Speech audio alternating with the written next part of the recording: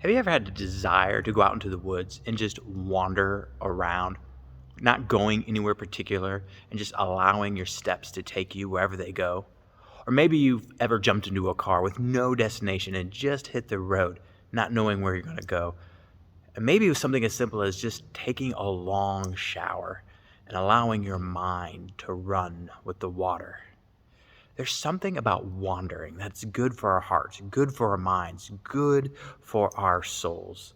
And when we look in Scripture, we see that wandering is running throughout the entire Bible. In Genesis 12, we see God shows up to Abram for the first time, and he tells Abram to leave his father's house, to leave his home, to leave his customs and tradition, and to go. What's amazing is that God never tells Abram where to go. He just tells Abram what to leave. And that is what wandering is all about. Wandering is leaving what you know to find out what you still yet do not know. And Abram leaves. Hi, my name is Ben. It is my passion to equip you to know and to follow Jesus. I can't think of a better way to do this than reading our Scripture. And when we see throughout Scripture, there are many people who are called to wander. Wandering is all about leaving what we think we know to find out what is truly out there.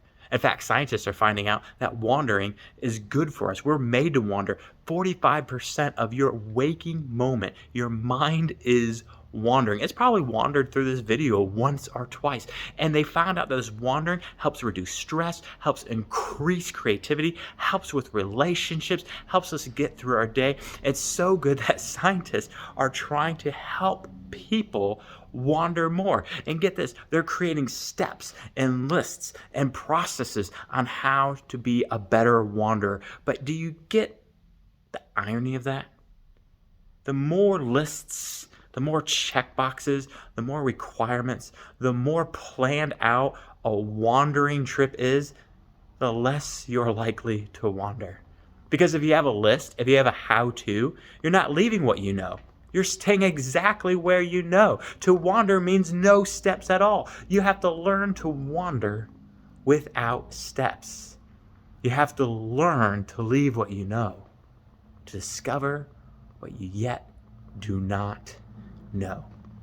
In this passage, not only is Abram called to leave what he knows, he's called to bless everyone he comes in contact in the process. Now, blessing we often think of as material gifts, money, houses, possessions, but the Hebrew word blessing, barak, actually has another primary meaning.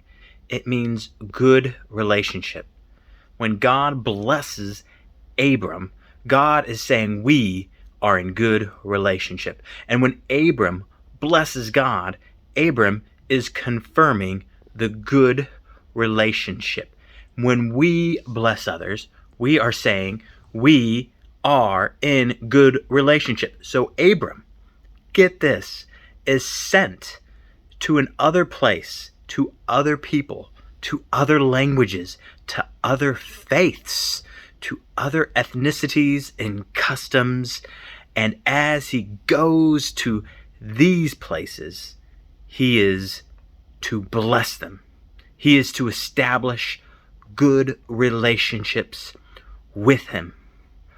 We too, like Abram, are called to wander away from what we know, what we are comfortable with, and to bless the people who are different than us, to establish good relationships. Faith is not about collecting like-minded people and huddling together. Faith is about wandering into the unknown and blessing everyone you come in contact with, no matter how different they are from you. May you, like Abram, wander with God, and may you bless all you come in contact with.